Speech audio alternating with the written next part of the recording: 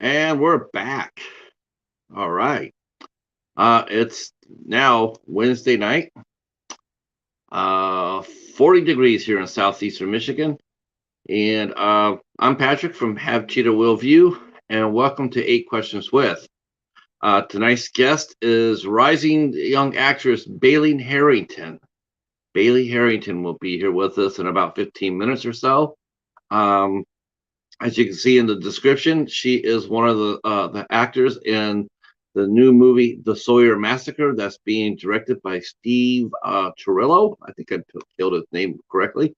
Um, and that is a fan film for the Texas Chainsaw Massacre, um, which is pretty good, which is pretty fitting considering that, the Texas Chainsaw Massacre movie, um, the sequel, debuted on Netflix and had a really diversified point of view. I mean, pretty extreme actually. It's like either you didn't like it or you did or didn't.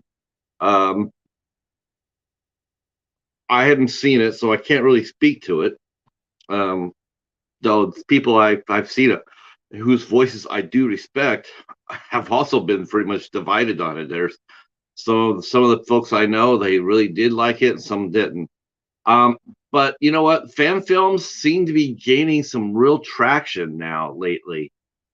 Before, trying to make a fan film was a really dicey proposition because studios are very fiercely protective of their intellectual property. And often before you could even say, you know, mark and then, action, you were getting a cease and desist letter from a studio saying, you can't make a horror movie, a fan movie based on our property. But it seems lately, the last few years, they sort of relaxed on that. I think they realized that, you know what, uh, maybe it's not necessarily such a bad thing as long as we can see what they're doing. Maybe it's not necessarily such a bad thing for them to do these movies because it keeps the property in the public's eye, much like the books do. Um, I think they allow books. They tell writers, this is your parameters. You can't stray out of that. Please don't stray out of that. And the writers will write within what the studio will allow. Like no killing of main characters. No. Hey, Timothy, how are you, sir? Welcome in. Welcome in. Glad you're here. Glad you're here. Um, so a lot of the fan movies, and they're smart too. Some of the folks that are smart, um, especially like the Star Wars or the Star Trek ones. Now the horror movies are doing this too. They go out and get actors that were in these movies and the originals.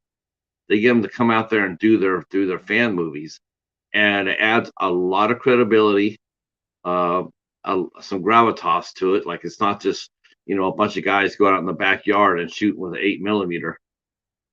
Oh man, no, we're glad to have you. I hope that you enjoy the show tonight. This is going to be a fun one. This is another first for our guest. This is going to be Bailey's first interview, so we'll be excited to chat with her and meet her and welcome her into the horror community. That's for sure. The fan movies, when they're really done right, and some of the Star Trek ones have proven this, they can be really really effective, real effective. Now we know that there's other horror films that have been released, 13 Fanboy being one. Um, let's see, Don't Hike Alone. Um, let's see, I'm sure there's others that are out there that have done really well and have been mentioned, as far as being, credible sequels and the good movies within their budgets and whatnot. Um, and so the Sawyer Massacre is going to be looks like it's going to be joining that pantheon of fan made horror films that are getting the treatment. So good time for it to come out. It's not out yet, I don't believe. I know that it will probably be coming out this year for sure. Of course, I don't know maybe Bailey knows, maybe not. Maybe that'll be Steve. We talked to him. Um, we'll find out if it's going to be released on physical media or not. Hopefully so. Hopefully so. I want to thank everybody that came out earlier today. Turned out to be an excellent show. We interviewed producer and director actress Donna Taylor from over in Great Britain, and wow, you guys really delivered again. Really delivered again. I always go into these shows always expecting the worst and hoping for the best.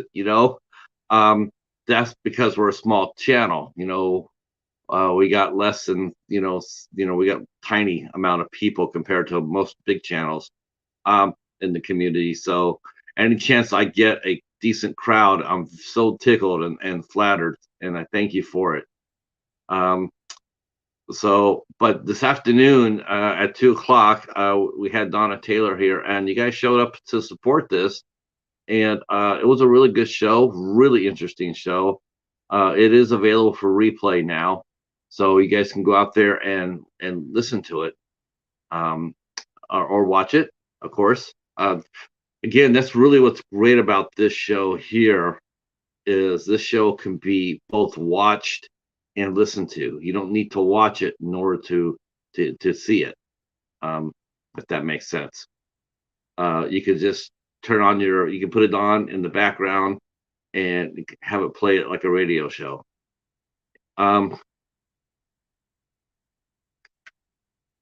Okay, I got to bring up the trusty calendar.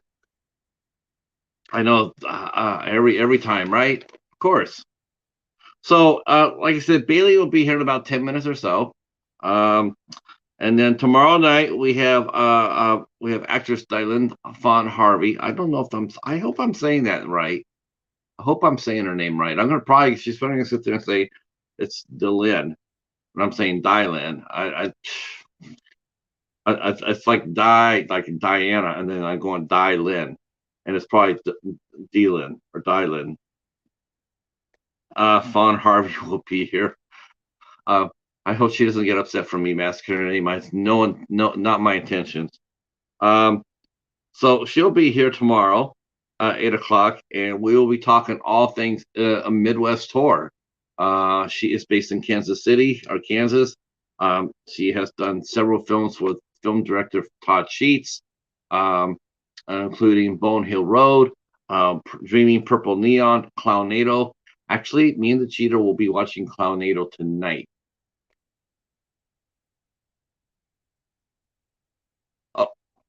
Oh, thank you so much, Timothy. Yeah, it's a lot of fun. It's a lot of fun to find films like that and just talk to the filmmakers.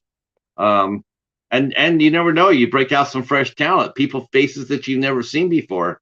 That's the fun part about doing this, is when you get someone like Bailey, who nobody has ever seen before, or she's never talked to anybody and done an interview before, and you get the first interview. That's exciting, because now you get to see on the ground level how they work, what their process is like and whatnot. And I think it's a lot of fun, myself.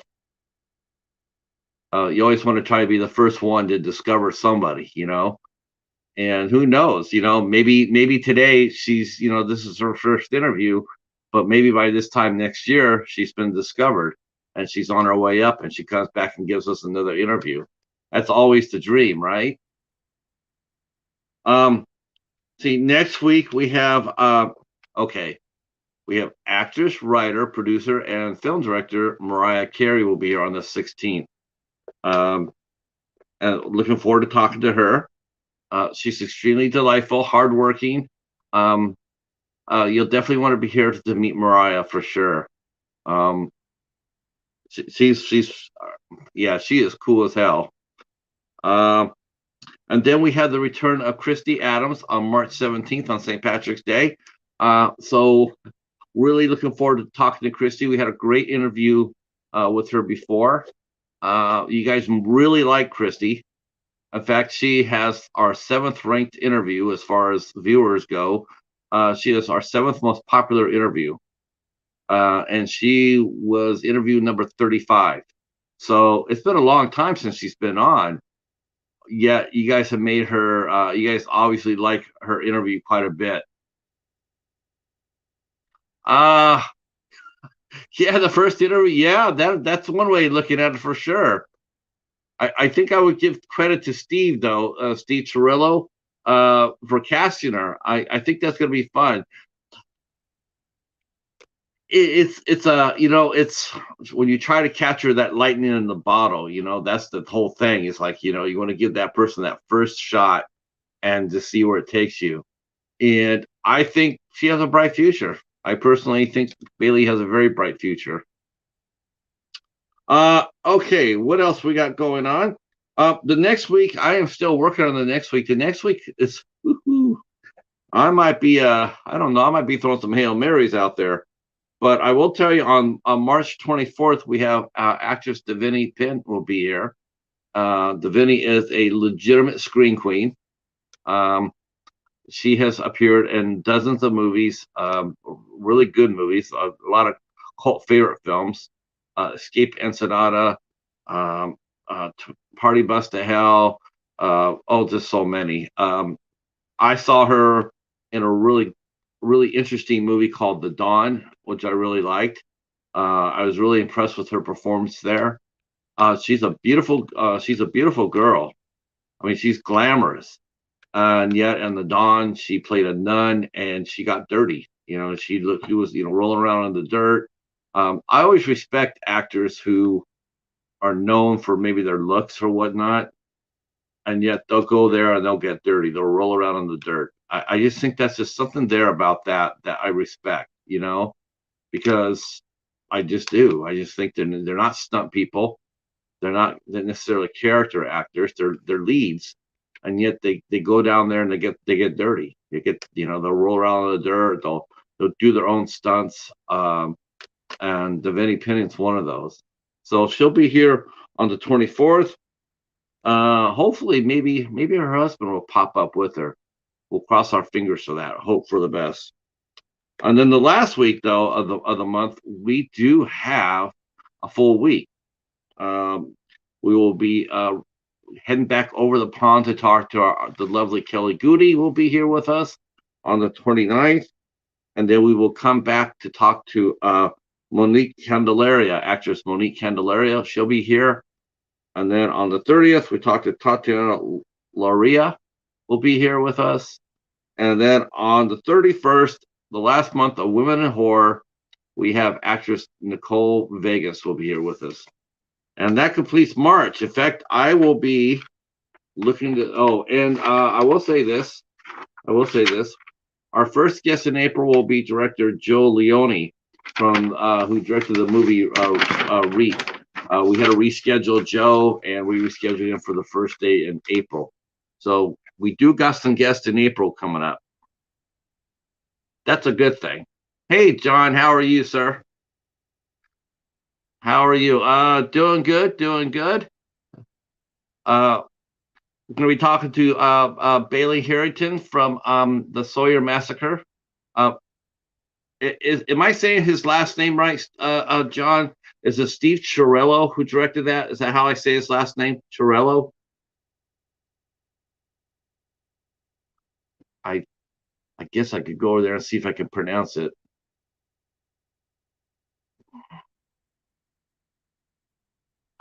Must be get it all wrong. Oh, Merlo. Steve Merlo. Okay. Steve Merlo, not Churlo. Merlo. Okay. So Steve Merlo. Thank you, sir. Thank you. Thank you.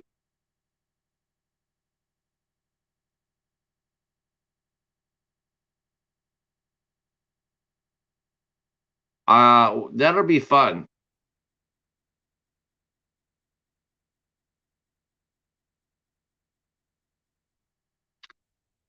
All right. It is 8 o'clock. Our guest is here. Those who can share us out, please do. And here we go.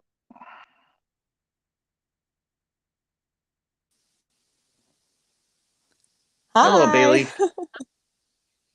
Hi, nice to see you. Nice to see you again. Welcome to Eight Questions with. Thank you.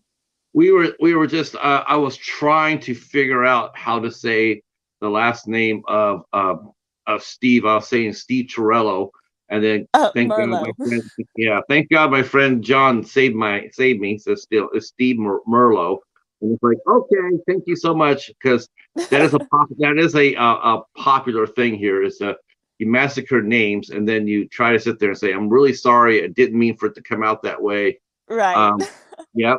Uh, our good friend Timothy in the chat says, "Welcome, Bailey." Hi. Uh, Thank you. so yeah, and John's here from Doomsday Crypt. He also is a interviewer as well. He does interviews on his channel as well. So I'm sure that you and him will probably end up meeting soon. Perfect. Yes, yes, I'm sure he'll be happy to talk to you. Um, Well, I'm glad. but this is your first interview. Yes, my first lonesome interview. I have done a podcast with the late checkout crew, but this is my first solo interview. Yeah, the solo ones are always the one you want to get over the hump with. Uh, Right. yeah, the group ones you can always you can always hide in the group a little bit. Right. I can like kind of back up if I'm not sure what to say, but now the spotlight is on me, so gotta do it. Yeah, yes. Um, let's see. Yep, already people are already excited about that. Um, John saying he's so excited for the Sawyer Massacre. Steve is super talented. What a perfect time for it to come out. I mean, 2022. Right. The Texas Chainsaw Massacre sequel came out, and I was mentioning how polarizing it was, because it seemed like people either liked the sequel or they didn't like it. Right. Um, I completely agree. Saw um, so much and it was so divided. I had to see it. um, I guess the only problem I had with it, Mhm. was, if they were going to do a direct sequel, I just couldn't see Leatherface as like an 80-year-old man or 60-year-old man waving a chainsaw. I was saying that to the friend I was watching it with, and I was like, "Do you realize how old this man Yeah, is? And he yeah. must be in great, wonderful shape Oh, yeah. He if must he's be doing all drinking. this." Yeah, he must be taking Viagra or something, because for him, Right. He's on some type of workout that we all need to be doing so we can wield maybe chainsaws at that you, age. you don't think he really is Jack LaLanne. Well, you probably don't know who Jack LaLanne is. He was a super famous gentleman in the '70s who Mhm. was he was like the original exercise guru. I Mhm. mean, you hear all these people doing all these fitness programs and whatnot. Um, Jack LaLanne was the originator of those. He Okay. was on TV for years. Uh, let's see. Michael is 63 years old. Is that what his name is? Okay. 63. Well, yeah, Michael Myers. Well, Michael Myers is he's supernatural though. So he doesn't Right. age. Yeah. Yeah, I didn't even know that. I did not know that until we talked to Sandy Johnson, who played Judith Myers in the original Halloween, Mhm. and on the show. And I asked her, I said, I just want to know, is he human or is he supernatural? And she goes, Right. he's both. I'm like, you know, Right. He's just a that actually being. makes, yeah, that actually makes sense. It Mhm. makes sense. And then, It's like fear. He's just fear. You don't really yeah, know. well, well, now we know how he became supernatural too, Mhm. because they teased it a little bit in Halloween Kills. Mhm. Um, and it'll be interesting to see if they develop that one little Easter egg into Halloween Ends. Are you a big horror fan, Bailey? I do. I love horror movies. I do. Is that Um, your favorite type of movie to watch? yes, normally, when I want to wind down and put a movie on, I put on a good slasher film.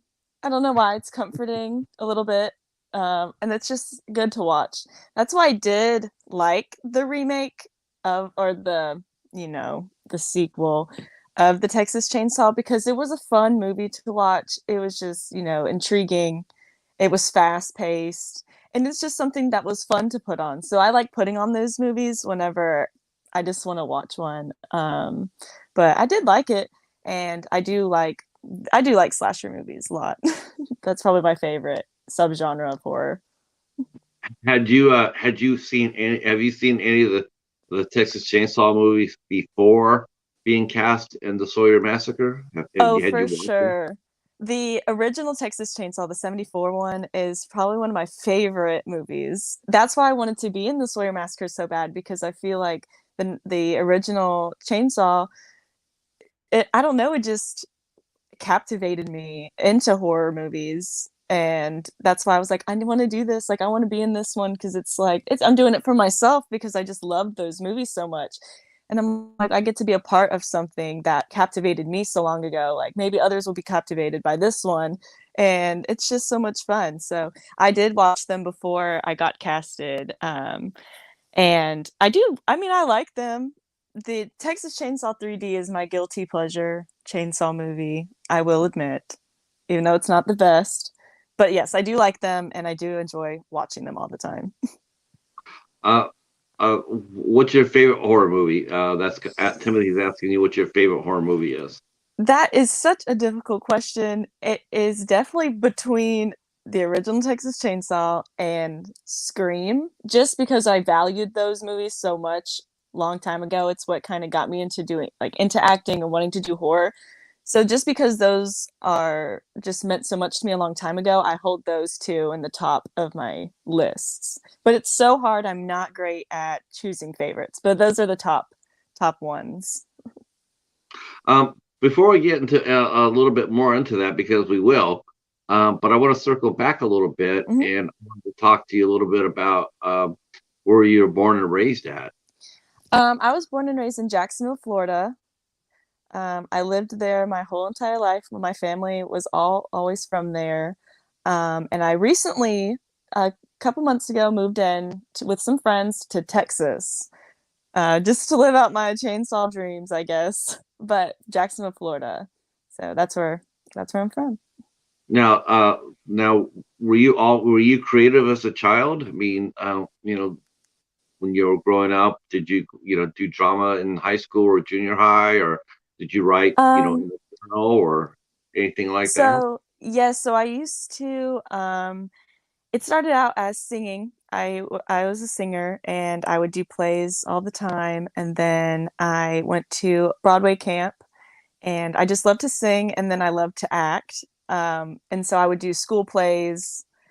I did a lot of them in middle school. In high school, I did TV production. So for 4 years, I was in a TV class. And so we just learned, kind of more behind the scenes, which I fell in love with that as well. And I also love to write.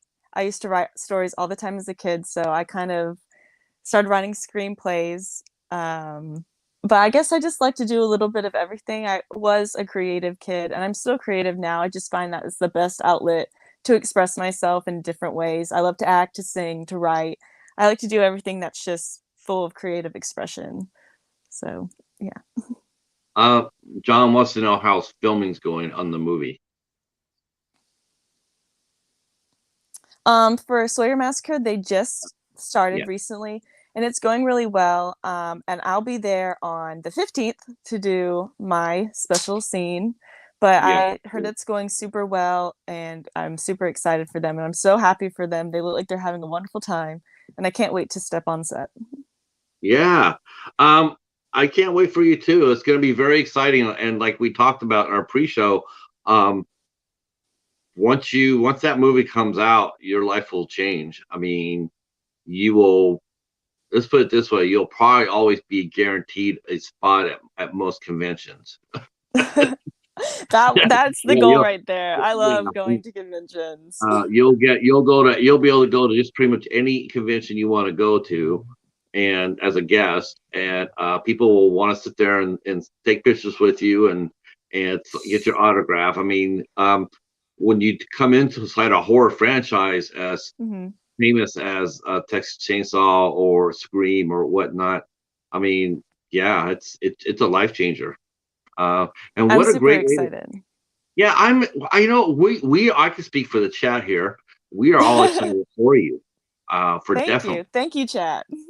Yep. Uh let's see. John says he's seen all the cast and crew at the gas station. Uh, Always seen epic photos. Oh, there's a Sawyer Massacre group. I did not know that. I should have known that. I should have. Well, I didn't. But he shared it out to it. Thank you, John, for sharing it out.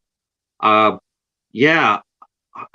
So so growing up, I mean, you were a writer, you're a singer. I mean, what kind of singer were you? What did you sing? Did you sing pop or did you sing blues? Well, I sang in like musicals, so that was my kind of singing. I like to sing everything, but it was musicals that got me into, acting. But it was musicals, the Uh, musical type music. oh no, no, I love musicals. What productions were you in? I did Oliver Twist, um, Annie. Annie was my first one, and I take so much pride in that. I think I was 12, and that was my first like bigger, not really bigger production, but I was just really that was the movie that I loved so much as a kid. And so when I got the part of Annie, I was the first one my age to have gotten a lead. So I was just so proud of myself, and then that's what sent the spiral down. So I did that one, Oliver Twist. Oh my goodness, sorry. I'm like drawing a blank. I'm trying to think of other things that I've done. I can't remember. So Oh you my were pretty busy goodness. all the time, though. Kind of. Um, I guess I don't know. I just feel like I don't feel busy. I just do a lot to strive for what I want to do. So as a kid, I just had a drawing to movies. So I did what I could to, prep myself and prepare and kind of get into the groove of that. So I did a lot of musicals just because maybe one day I'd be on Broadway. Who knows? Maybe my horror Right. career will lead me to Broadway. Yeah, you could be doing Rocky Horror Picture Show. Yes, that would be amazing. Now, have you seen that? I do. I love it. Okay, good, because yeah, you have to see Rocky Horror Picture Show if you're gonna do if you're gonna do horror musicals. Uh, Yes, I would love to do the horror musicals. That would be amazing. uh, well, who was just some of your who's as far as the theater goes, what were some of your favorite memories? I mean, other than performing without a net. Um, I love just oh, gosh, what did I love the most? I just like I don't know, the just performing in front of people and like telling a story for them to sit and watch and just oh my goodness, just I don't know the eyes on me. I am easy. It's easier for me when I'm in a front of a bigger crowd performing than doing one-on-ones.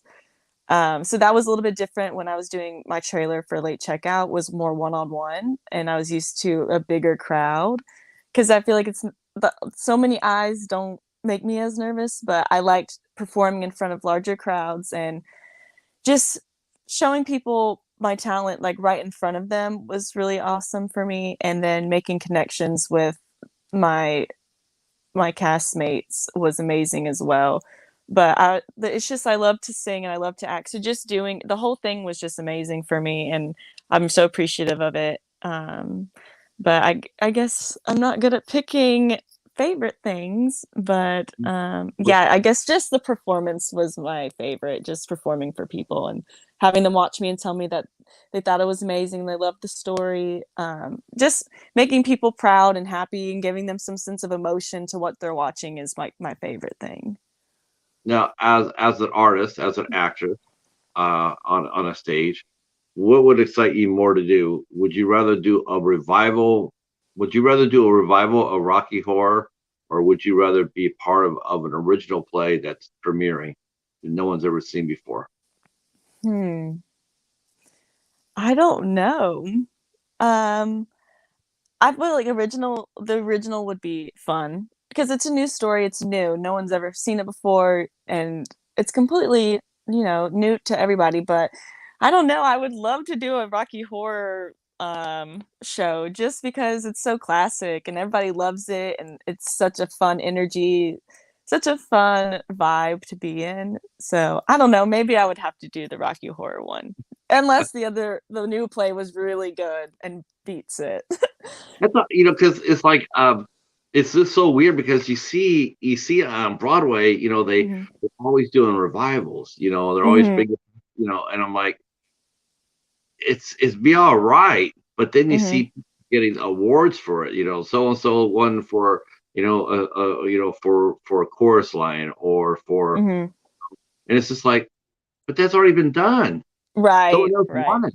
I mean, I don't, it's like you're giving out. It's almost like a participation trophy. It's like it's been done before.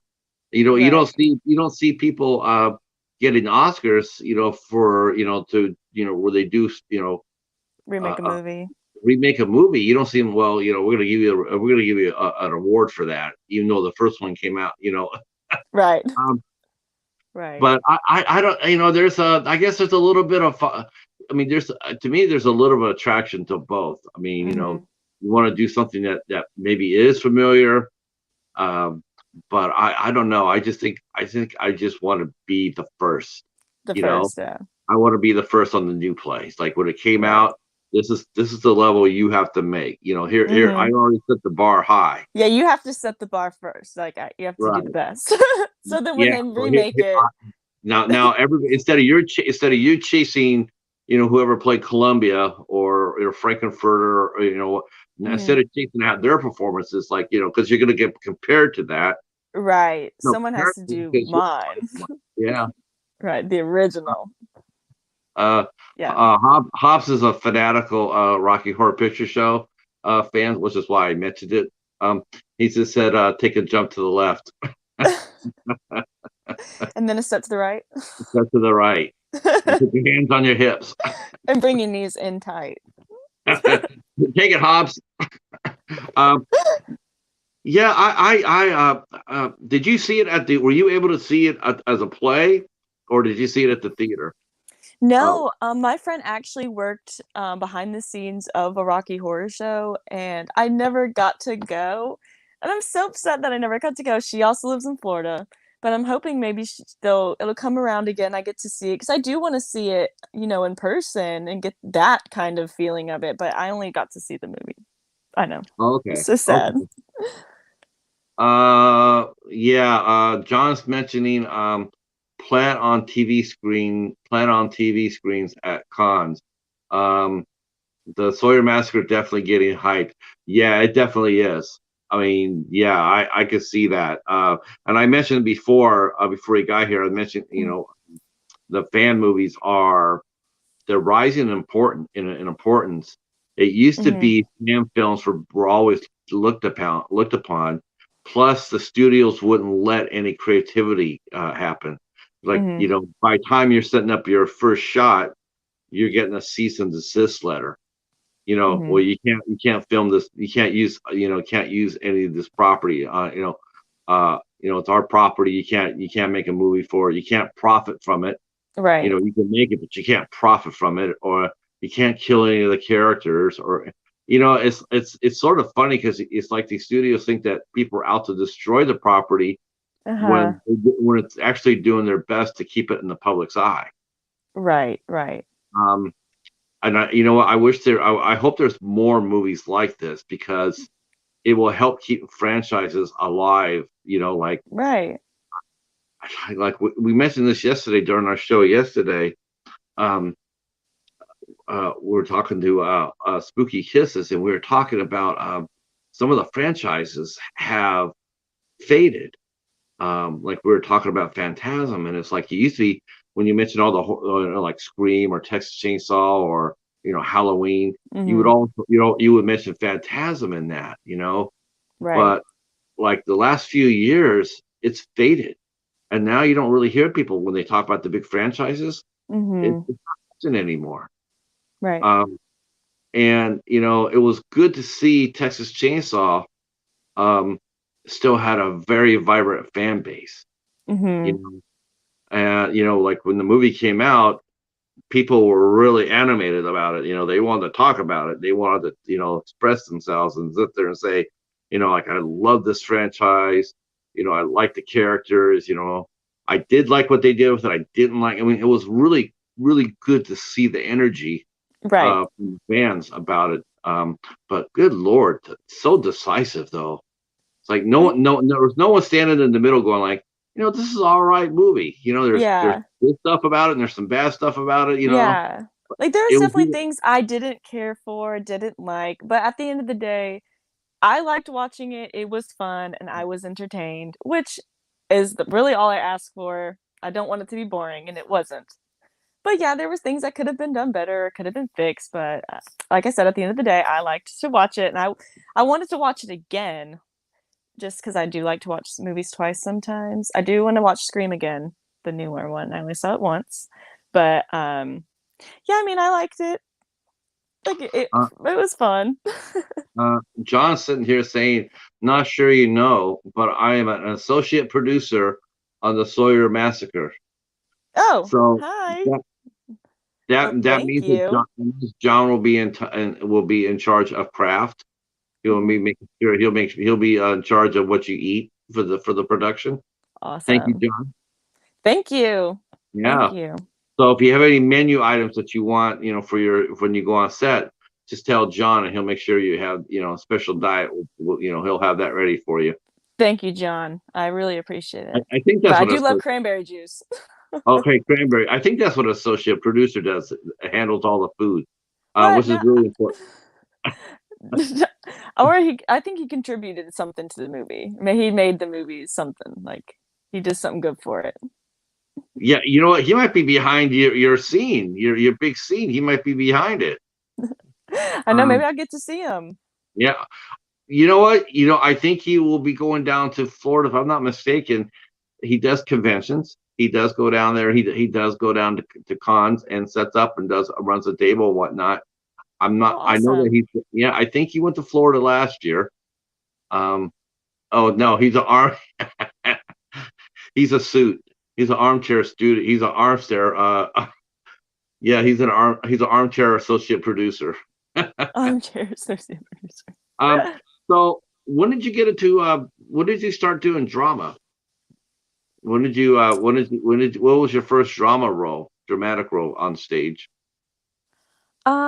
So it so I didn't do too many like serious productions. It was more like smaller just to get a taste of it. I never really did too many things professionally. I always just did what was around me, what was convenient. But I started doing play work. I grew up going to church, and so I started doing, the plays when I was probably in like third grade, and then all the way up until high school. So after that, I got more behind the scenes, did my 4 years, doing like more, yeah, like I said, behind the scenes work with like cameras, learning more. I was mostly trying to learn just so I could be better at acting, like just so I have trying to know how to explain it. Sometimes I have foggy brain. Um, You, I don't know.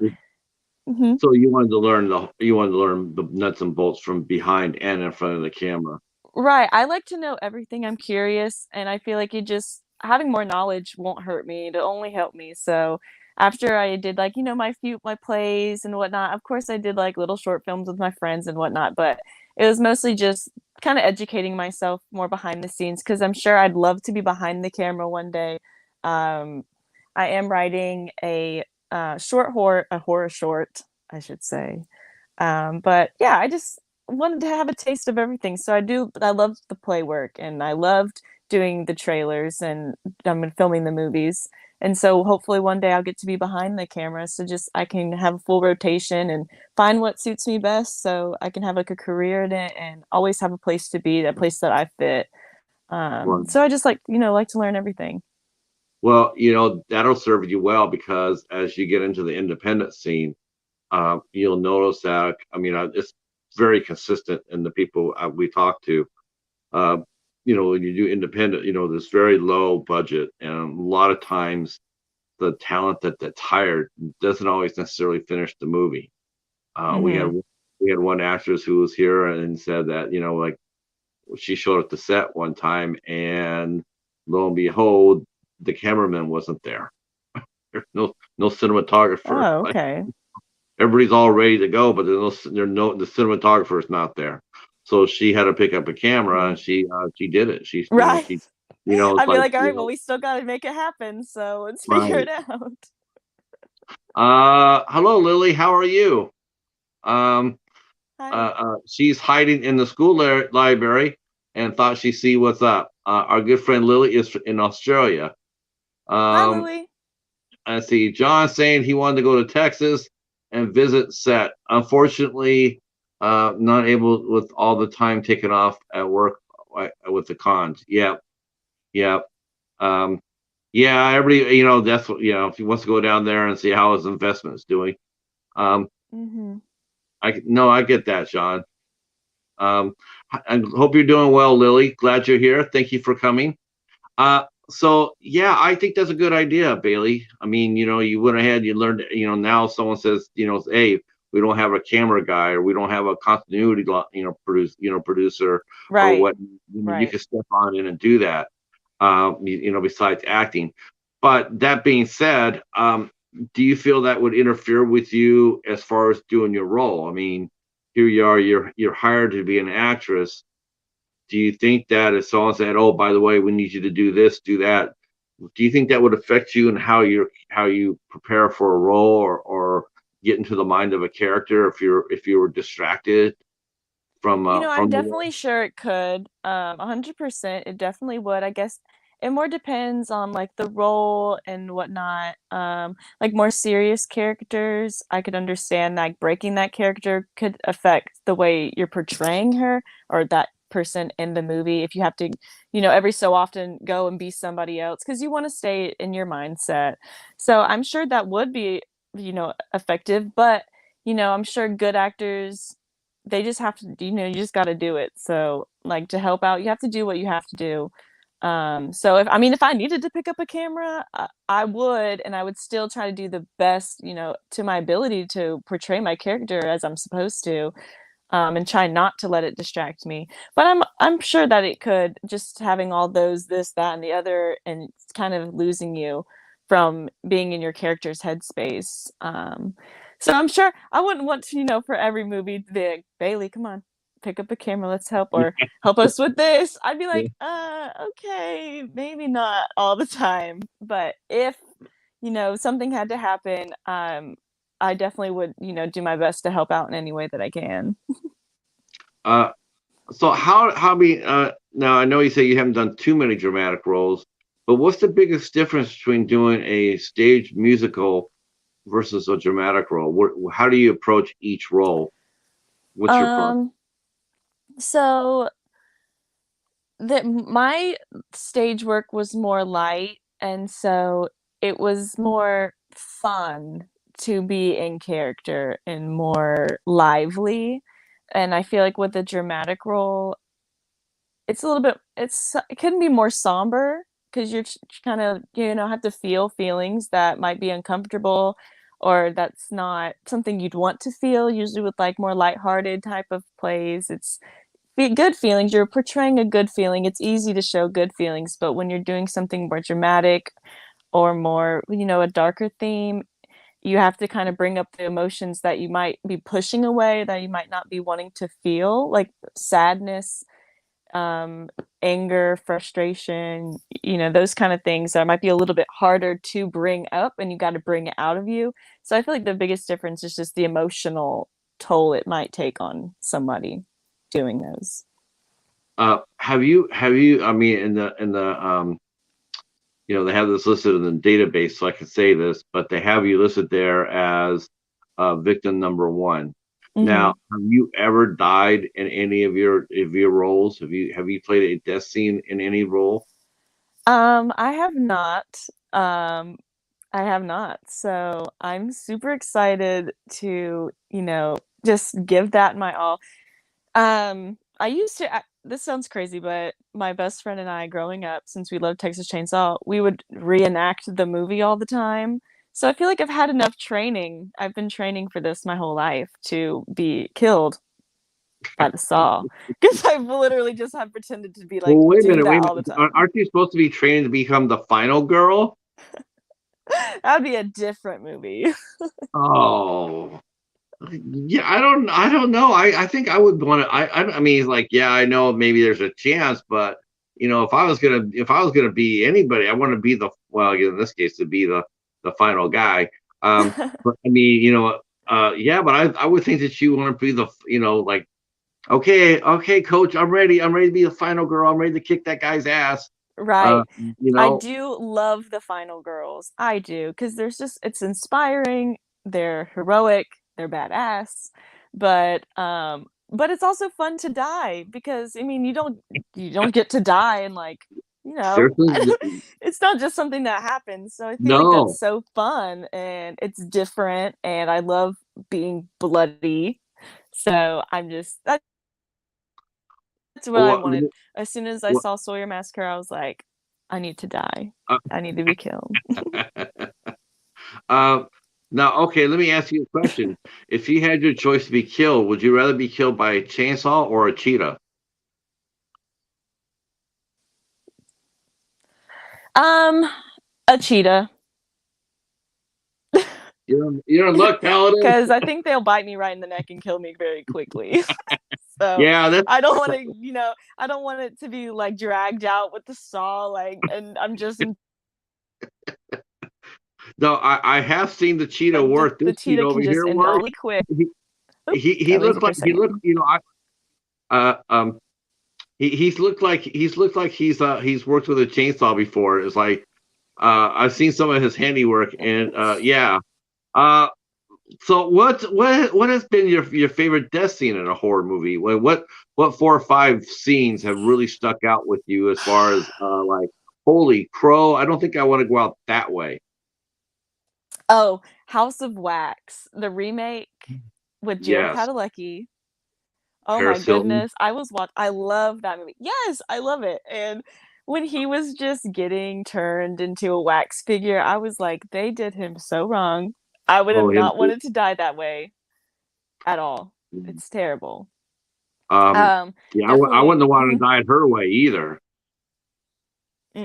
No, they Um, all had pretty horrific deaths, but just and then when he was still alive under the wax and that friend was trying to get the wax off his face, like ripping his skin off. Oh my goodness. I just couldn't think of anything worse. I really couldn't. uh, what other scenes you got that you go like, oh hell no. Definitely, like I said, Texas Texas Chainsaw when she gets put on the hook. No Yes. way. No, not the No. hook. Um, I'm trying to think of other ones. I don't know. This I'm trying to like run through all the death scenes that I can in my head. I'm like, All let's right. see. How do you? Okay, you Um, mentioned this earlier. You mentioned Scream earlier, and this is a running conversation among in the community. We always talk about Scream when it's brought up. mhm. Did you see Scream as a parody, a horror comedy, or did you see it as a drama, a horror film? um, I think I saw it more as like a I don't know why I feel like it's, coming of age because it's really not. But I guess more of a horror comedy. That's how I'd see it more. Um, Not really so drama. what did you think of the very first kill? With Drew Barrymore Yeah, in the first one? yeah. Oh my goodness. The first time I tried to watch it, I was young and I really couldn't get through it when her boyfriend was on the porch. I said we got to turn this off. It's too scary. But then when I eventually watched it again, it was so mesmerizing. Like it was terrifying and Right, I feel it like a was. lot of the times I feel like in horror movies, we don't really see the parents' reactions. And so to feel like the pain of the mom when she screams and seeing her daughter and we see what she sees, it's kind of like saddening, but it's Yeah. terrifying and it was wonderful. So I love how they added the parents in with that and they didn't just leave her like she died, like that's it. We got to see the reaction. Like she has a family and we don't know who this girl is, I this thought it was so character, but brutal. we feel Yeah, I thought it was one of the most brutal on-screen deaths I've ever seen. it really was and it was just fantastic and that was one thing that inspired me to be an actress because it was just so incredibly horrific and like you can't take your eyes away because it's so scary and it's like It just uh, it just seemed like it was from a different movie. You know, that mm-hmm. scene. it's like compared to the rest of the movie, it just didn't seem they didn't seem to fit, you know. And it was just It like was amazing. it was. If it had been in a straight horror film, I mean, straight like, yeah, brilliant. But Right. but as a horror comedy, I just always had a little bit of trouble with it. Even Hmm. after all these years, I've had trouble adjusting to that, watching that because it's Yeah. always through me. Um, Maybe because the beginning was more of a darker tone. It's kind of set a darker mood, and then the rest of the movie is a little bit more light and not exactly. as brutal and dark. So I can definitely see how you feel that way. Uh, so I mean, obviously, we're talking about well, we talk about this. Your final girls. Let's talk about that. Now, did you have any final girls that you looked up to that you watched and thought was pretty badass? And if you were to Um, play a final girl, would you model anything after anybody that we know? that's a good question. I'm trying to think. I like loved the Final Girls, but I never really found one that I 100% like resonate with that I'm like, this is the girl. I'm trying to think. I do actually really like Nancy, Friday the 13th. I mean, oh my gosh, I said Friday the 13th. I mean, Nightmare on Elm Street. I'm so sorry. I don't know why I said that. Not on the Uh-oh. live video. It's, it's, Everybody, I it's know all it's right. from Nightmare on Elm Street. It's all right. Your fanboy card's protected here.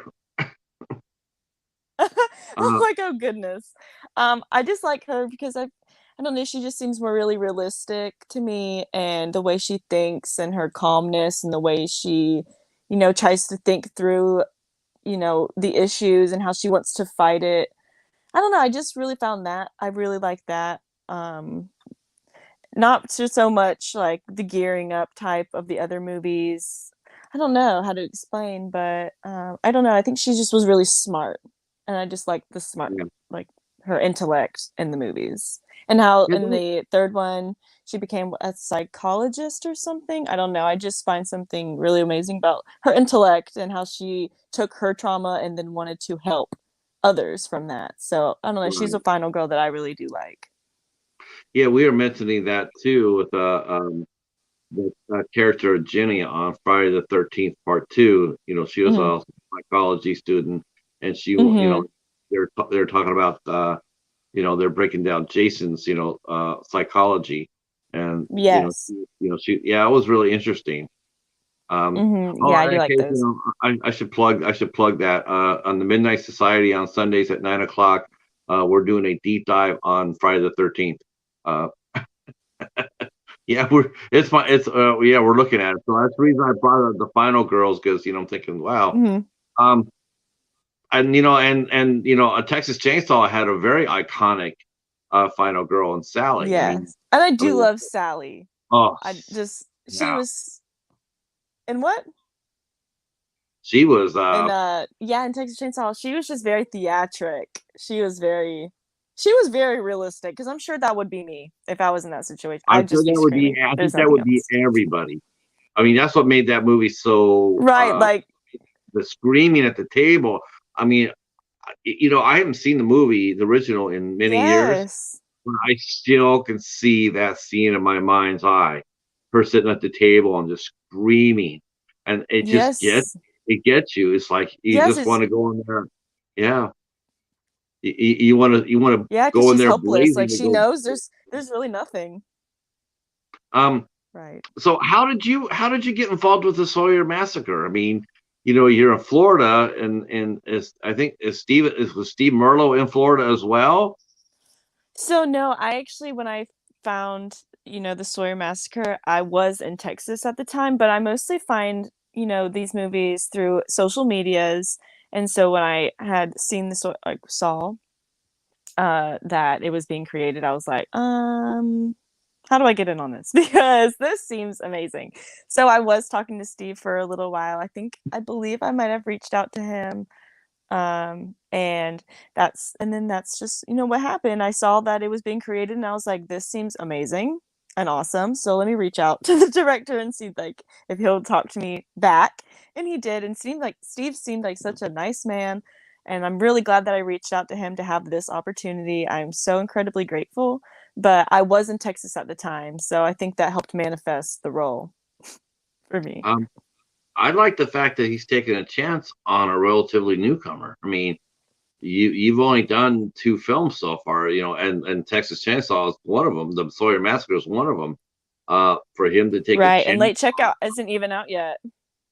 So So there you go. I yeah, so mean, you're still absolutely raw, and as far as film goes. But how do you right. feel that he took a chance? I mean, that it's got to be very both Well, nerve-wracking and exciting. yeah, I'm super nervous to go meet everybody just because I get nervous very easily. But I'm so appreciative and I'm really excited. I'm gonna give it definitely my all. I'm like, if I came this far with here and Late Checkout, I've got something to show, and I'm really excited to show everyone, even if it's however long. I'm just glad to be a part of it and to just show what I got and to die. So Yeah, just die. I mean, at least you want to die. Like, let me go out fighting. Don't let me just die with my hands by my side.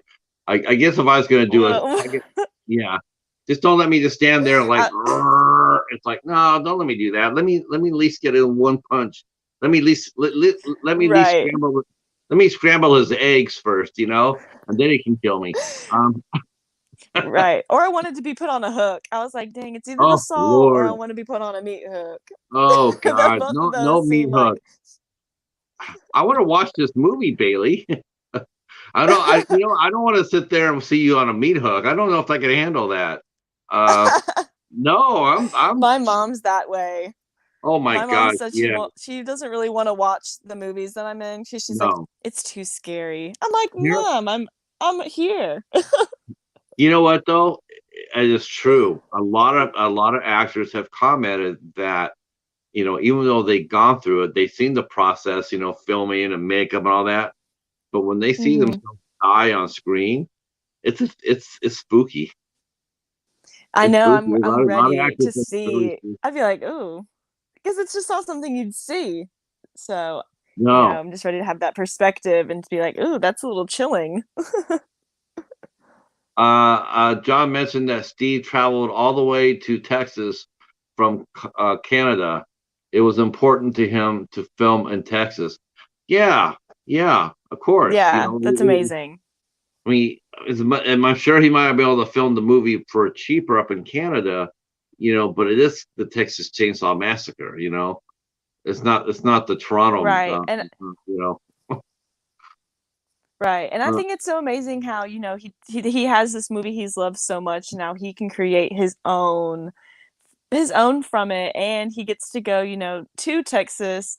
And I think it's just really inspiring for other filmmakers as well. It doesn't matter where you are, but you have a passion and you have an idea and you can make it happen and you can, do what you want with it. So I'm really like super excited that he did come to Texas and that he wanted the more original feeling to it, and being filmed in Texas, obviously it's going to be authentic. So I think that's really awesome for him. and it's like you said, it's a homecoming for you. Because you were in Texas, you left Texas, moved to Florida. Now you're coming back to Texas to film the movie. Um, as far as Florida goes, how the other film you did that's not out yet? How did you land that role first or second? So that was my second role. I reached out to that director because he had created House That Eats Flesh, and I was like, "That looks awesome. Let's see if he's doing anything else that I could be a part of." So I reached out to him, and that it was filmed in North Carolina. So eventually, I'm going to go back to North Carolina to film that one. But yeah, I reached out to him, and he said he had these characters for this movie he was creating. So I was like, "Well, can I audition?" And he let me, and I got one of the roles, and so I just feel super blessed for that. But that one's going to be in North Carolina, so I get to do a little bit of traveling this Right, year with these different that's fun though. movies. What do you Yes, like I'm doing? Do super you like to glad. audition? Do you like the processing audition, or do you find it to be nerve wracking? I find it to be nerve-wracking because, I want them to like the audition, but I also want, honest feedback if they don't, just so I could be a better it can make me a better, person to audition, and I can be a better actor by having, like, realistic opinions, and so it is always super nerve-wracking because you never know what someone's gonna say, but, I've only had, good opinions, so I'm really super appreciative of that, but Josh, was super kind, and you know what? When he I sent my audition video, and he messaged me and said, um, "I appreciate the video, but I'm gonna have to pass." And my heart sank. But then he said Right. he was just kidding, and I was like, "Oh my goodness, like, that's not funny, like, that's not funny." Because the way my heart had sank into my chest, I said, "That is evil, and now I'm excited to work with you." Because that was so evil. Hmm. I think he'd be. Uh, I think he doesn't know about your practical joke game. You will get him back on set. I'm sure there'll be. Here, have this coffee. With a ghost mhm. pepper. You know, Yeah, here. he has a great sense of humor, so we had a great time filming the trailer, we got along so well, especially with everyone else. It was a great energy there, and, yes, I'm really glad I got that sense of humor just from the get-go with the audition, so that set a really good tone, Uh, for when I went to go. how do you handle? Because you're relatively new at doing this. Mhm. How have you been handling the auditions that don't go your way? I mean, how do you get over them? Do you have a process Um, for? so Doing So I did one audition, for one movie, and they said that they liked it, but, it got casted for another person.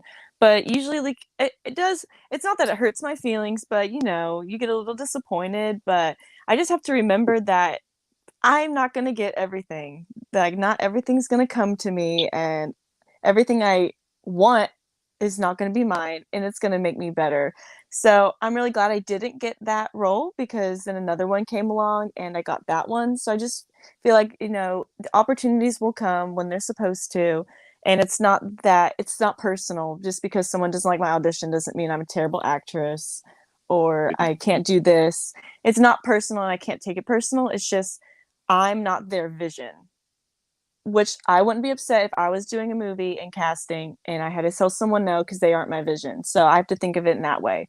It's not personal. I'm just not their vision.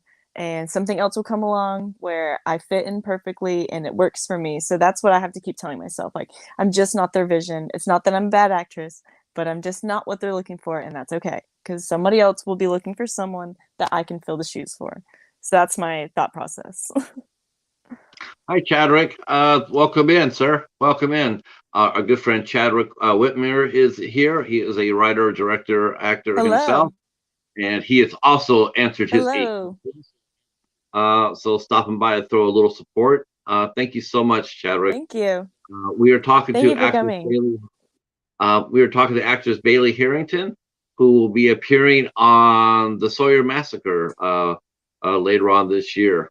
Uh, what roles do you find most daunting that you feel like you have to work on to improve your craft? Is there any part of your acting that you feel like you need to strengthen up to make stronger?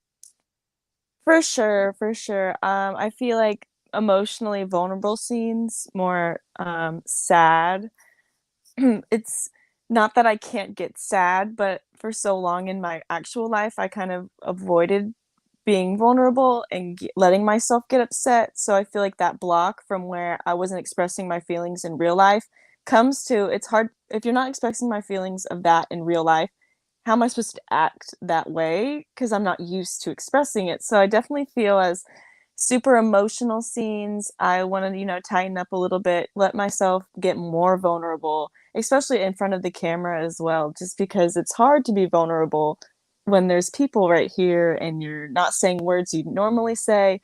And I think that's basically the toughest one is just the more vulnerable scenes.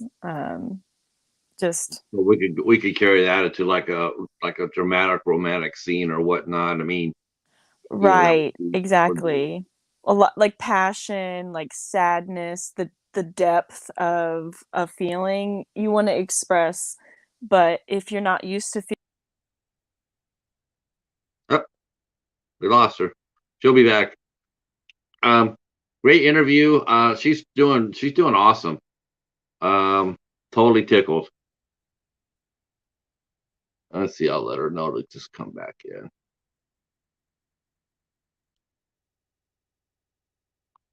If you hear me, Bailey, just come back in the same way before. Use the same link. There she is.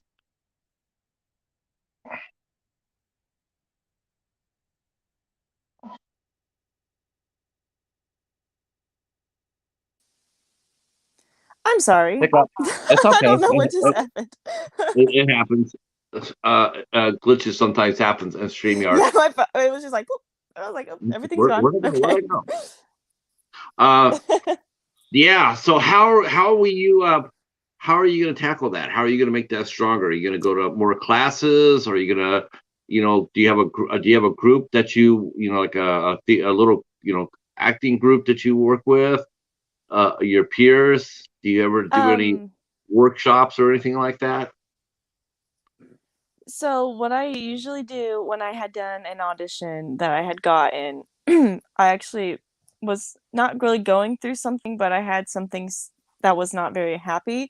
So I used that emotion to really give what I needed for the audition. And so I find that, going into some painful memories and Mm. helps me remember what those feelings are to kind of build off of. So once I remember how it feels to be sad and to be upset, it's kind of easier to keep practicing with different scenarios and definitely with other people. I want to get more with, other actors and actresses to, build off of each other and, learn different techniques from them. Um, but it's mostly diving into my own sadness where I can remember what it's like, so then I can make it more realistic when I have to deliver that in a role. Um, yeah, so that and I do, like I said, want to practice with other, actors and actresses just to, learn more techniques from them and learn how they like, do more vulnerable work, just to learn different, aspects of it and see I what works best for me. I think horror films are a really good way to get in touch with yourself because, you know, you're being basically told to be scared. I mean, you have to face those fears. Mhm. I think it's a good training ground. It really So is, yes.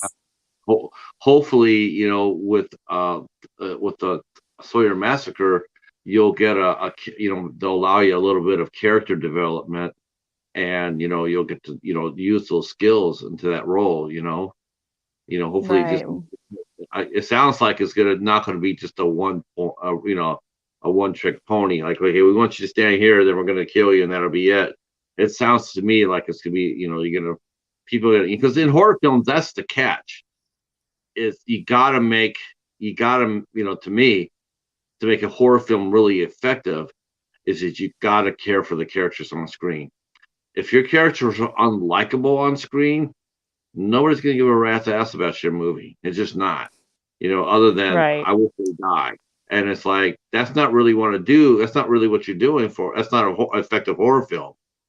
When Right. you have your audience sit there saying, "Yeah, I wish they all die." Well, you just sort of self defeated your whole thing, because Mhm. we're supposed to be rooting for these characters. We're supposed to, have like we're supposed to have invest in them a little bit. So when they Right, do die on exactly. screen, it means more. Yes, Um, it means something. right. Yeah, I don't. I mean, I've seen plenty of, and you have too. In fact, I just watched one this week, and that's really all they did. All they did was just they wasn't much of a story. All they did was just put scenarios up where it was just an excuse to kill people, but we didn't know Right. anything about the characters. I did feel that way for the new Texas Chainsaw. I feel like there wasn't a lot of character development, so when most of them died, I really didn't care. I just liked watching them die. That's why I Right. was entertained, because I liked watching the kills. But it didn't really mean anything when they died. I really didn't care. So that was the one thing that I can understand. Well, But that movie was short though. I hear it was only like 80 minutes long. I feel Oh, like it was quick. I feel like it went by like before my eyes. But yeah. that's why it made it fun. It was just, good for the senses. Uh, uh, yeah. Now, have you ever watched a movie that or a character where you've actually felt emotion for, other than we talked about Sydney and Scream? But have you ever seen a movie where it's made you upset or cry at the end of it? Oh my goodness. I used to cry with like when I watched every movie in the world. I'm trying to think. Usually I try not to watch movies that make me feel so sad Oh, because I don't like feeling that way. But I feel like in The Strangers, Liv Tyler and her husband fiance, I felt like it made me sad to watch, what was going on with them. And I feel like I'm trying to think of this one other movie that I had watched, and I was like, dang. 'Cause sometimes they do make me sad. I'm like, oh, like I didn't want them to go. That's not good. But I can't think of like a name off the top of my head. But I I know know I've one movie. watched plenty. I know there's one movie I want to catch because everybody's been talking about it, and I haven't seen it yet. Hmm. Let me say it just really gets you. Is a movie called Eden Lake, and Okay. they think that's really intense. Um, Hmm. yeah. Oh no, I get emotional too. I have my movies that I watch that I get choked up about too. Yeah. Um, so I'm with you. Right. Um, if you could get a chance to work with five Yes, for directors, sure. if you could work with five directors, or if you get a chance to watch them at work, what directors would you like to work for?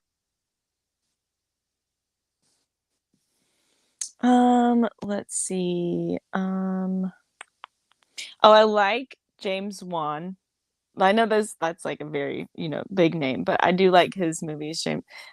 Just because they're so fun. Like when I watched *Malignant*, I had fallen in extra love with James Wan. Um, I like his storytelling abilities. Let's see. Oh my goodness, I'm trying to think. Who else would I like to work with? Um, Goodness gracious. I literally watched so many movies Just and now I'm just like, name the movie. Just name the who? movie. If you just name the movie, the chat will save you. These guys they all Right. know everything. Um, the movie, um, oh, I like, oh my goodness, he did Hellboy and he did, Oh, Guillermo del Toro. um, yes, like him a lot. I was like, I Yeah, know his name somewhere in my brain, but I can't think. Like his movies, I love so much. He does a lot of them that I have always enjoyed. Um, I do like Tarantino movies because I think they're badass. No, it's not scary, but those are really fun. Kill Bill is probably one of my top movies that I yeah, that's my love favorite. so That's my much. That's favorite not Tarantino horror, movie. but it's No, definitely my one of my favorite movies. yeah, that's my favorite Tarantino. Yes, it's so amazing. And I love the second one. I like the second one a little bit more than the first one. Uh, But that's just me. Hops wants to know. Why don't I just ask her about Killer Donuts instead? Have you seen Attack of the Killer Donuts? No, but I now I need to. Yeah, I've seen yeah, Return of the Killer Tomatoes. I like that one, but not yeah. any donuts. There's a Attack of the Killer Donuts. That's a huge fan favorite here in our community. Fun. Um, Okay, I have to look at that one. he mentioned Bundy Reborn, but I think that's just revenge because I mentioned Texas Chainsaw or a Rocky Horror Picture Show. That's a horrible movie. But so yeah, how about this? How about five of your favorite actors or actresses? If you could share a scene with, who would you pick? Let's see. Okay, that these are good ones. These are good questions. I was like, I needed to have done more preparation for these. I love I guess they're not so much horror actors. I love, obviously horror actors and whatnot, but my favorite actors and actresses, I'd have to say, would be I know it sounds silly, but I am a big fiend and sucker for Seth Rogen. That's not horror. Good night, Um folks. Oh, go ahead. Go ahead. let's see. Johnny Depp was a big, big, big, big favorite of mine as a kid. Oh, sorry, Tim Burton, a director. Tim Burton. Okay, Tim. Yep. Yep. um, I was a big Tim Burton, big, big, big Tim Burton fan as a child, and now, obviously, still. Let's see. Um, I really like. Oh my goodness, what I'm trying to think. Sorry, Seth, on the Rogen. spot, my brain goes blank. Seth Rogen. Let me talk to the associate Yes. producer for a minute. Associate producer, she mentioned Seth Rogen. Could you please have her hung by her feet in the movie? Thank you so much. Thank you. Thank you, John. Thank you. I know a lot of people don't. It's his dryness that's funny to me. Like, No, I don't know why. it's this Green Hornet that did it for me. Hmm. But I know a lot of people like Seth Rogen. I know that he's been I don't know. I think he's an acquired taste, but that's just me. Uh, I know Yeah, some he's people just love him. goofy Yeah. Um, so for what do you sure. hope? What's going to be next for you? I mean, are you auditioning for anything? Not that you can talk about. You mentioned screenplays? Are you going to be preparing to shoot your short? Will that be after Texas? Obviously. So, yeah, so I've been in Texas for the last 6 months and I've really enjoyed it. So right now I'm preparing for, I'm about to do the Sawyer Massacre in just a couple days, and then I have late checkout, which is in May, and I'll be there for about a week or 2 weeks or something. And then I do have two more productions coming up towards the end of the year. So then in my kind of in between time, I am working on my screenplay, but I don't want to rush into it right away. And because I want to be like more present in my characters that I'm doing. So it's kind of just in between to keep me, keep my brain going when I'm not doing my character work or reading my lines. So I've been writing, like doing the story, writing my screenplays, thinking of who I'd want to be a part of it because I really want it to be really awesome. So that's kind of what I do in between times when I'm not rehearsing for the movies that I'm doing.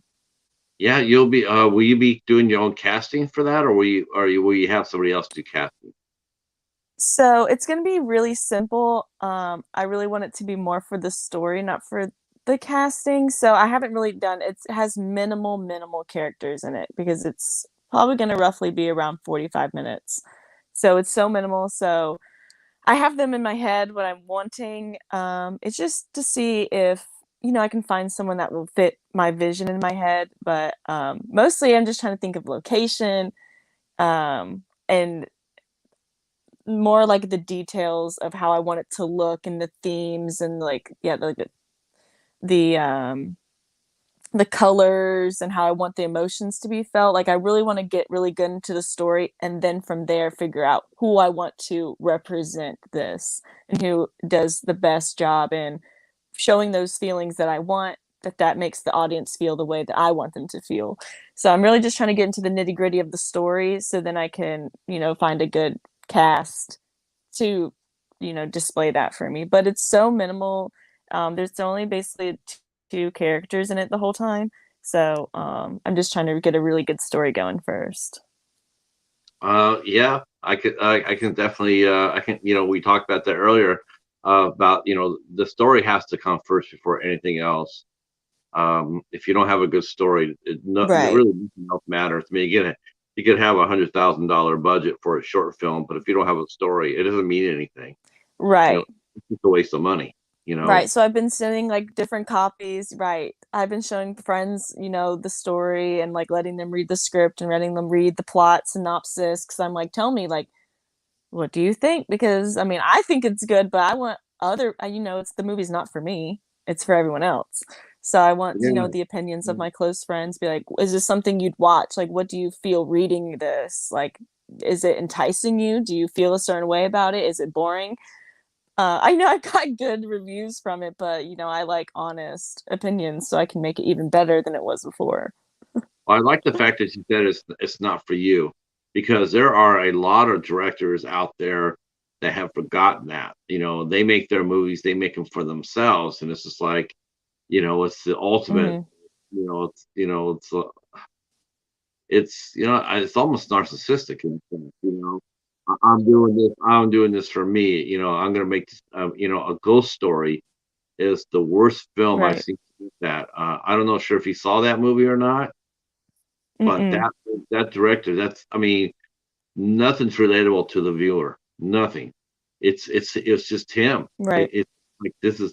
It's almost like watching a really bad home movie. You know, it's like Okay. Okay. this. How did that slip into this? How do we end up watching this movie?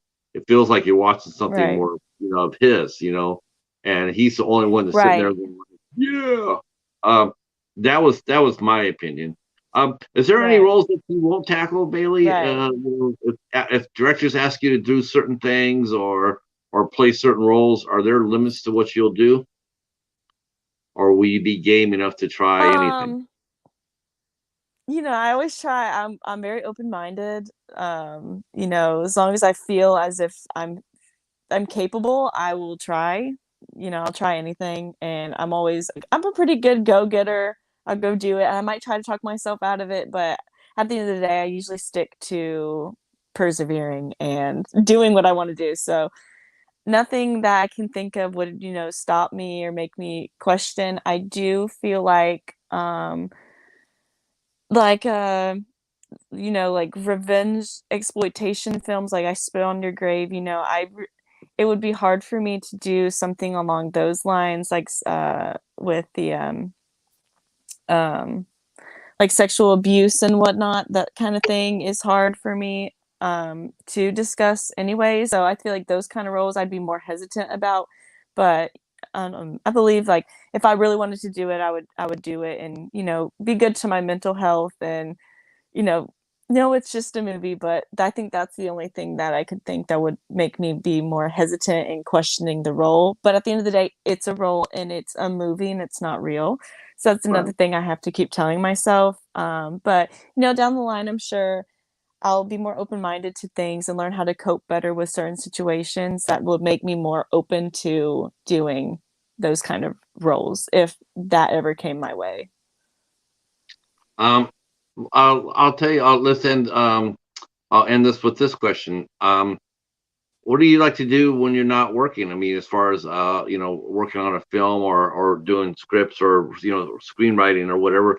What do you like to do for fun?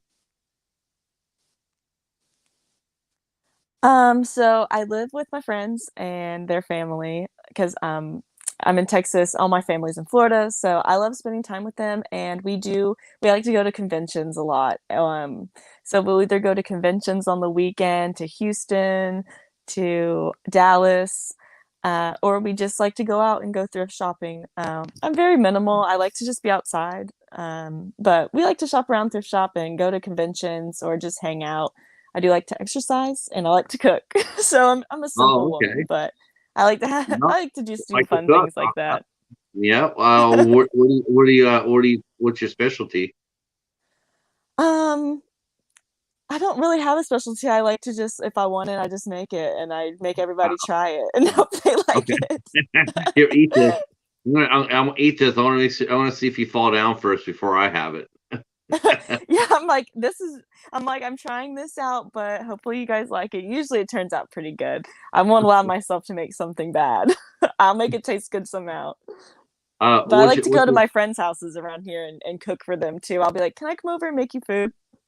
oh wow, that's fun. Yes, Um, I like doing those kind of things. as long as you don't have to wash the dishes, it's like I'll make it, but you guys No, wash the dishes. they wash the dishes for me, so I'm That's grateful for right. them for doing that.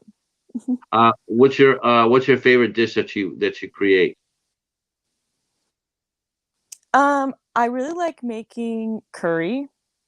Because it's super healthy and I feel like it gives me a lot of. I'm a healthy person. I try. So curry is so delicious. It's so warm and delightful, and it's vegan and it has coconut milk and turmeric, and it's so good for your body. And I can just eat it all day, and I can make so much for a small price because I'm also cheap. Well, So yeah, I like making that, and I like making it for that's a other people too. that's a good dish to be able to make these days because of the way prices are. That's for sure. Um, Bailey, Right, I and I I love want vegetables. I really want to thank you for coming out and hanging out with us for your first interview. This is your very first one. I'm so happy Thank it was with you. us. We're honored to have I'm the really glad. opportunity to speak with you. Um, we're looking forward to the Sawyer Massacre later on this year. Um, maybe after it comes out and we get it, we check it out, and maybe we'll have you come back. You can tell us what it was like getting killed on screen. Um, when Yes, you for have, sure. I would love to come back. I had a wonderful time. good, good. I really do appreciate it. I want to thank the folks in the chat for hanging out with us. I really appreciate that. And Thank you so we will much. we will be back tomorrow night. Bailey, we're going to be back. Oh, we'll be putting all your social links down below. Your Instagram and your Okay. movie database page. Do you have any other socials that we can put down? Is there any other places that we can? No, You I'm have, mostly just a big Instagram person. okay. A horror hippie is my Instagram, and that's mostly my one main point of contact or what I post on. I try to keep it simple, not too many Yeah. other things. But yeah, my IMDb and then just my Instagram is mostly the only things I really use. Be fine. Uh, yeah. So if I'll be putting that down below. Tomorrow night we are back with Dylan Von Harvey. She has appeared in many horror films. She is a go-getter. She can tell you what it's like to die. She's died a few times. But she's also brought the noise a lot of times too. She's also been a final girl a lot of times too. So and she kicks ass. She's a lucky gal. She's awesome Good for actually. her. Yep. So we're gonna be talking with her tomorrow about battling werewolves and serial killers and killer clowns and working with director Todd Sheets. That will be here tomorrow night at 8 o'clock. Uh, Bailey, thank you again, and Thank you and so Todd, much, and thank you everybody else. stay right where you're at. All right, folks. We'll see you tomorrow. Peace.